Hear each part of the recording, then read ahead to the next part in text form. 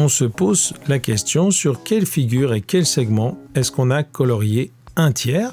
Alors bien sûr, toutes les figures et tous les segments ont été partagés en 3, mais pour que la fraction coloriée corresponde à un tiers, il faut que l'on vérifie que les parts sont équitables, que ce sont bien les mêmes parts.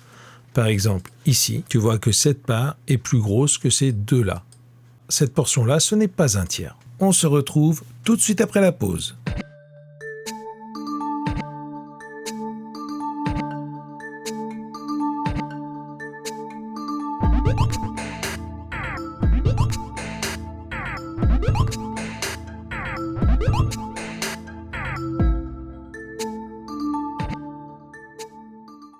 Ici, les parts sont égales, on avait bien un tiers. Pareil ici, 3 parts égales, une part coloriée, un tiers.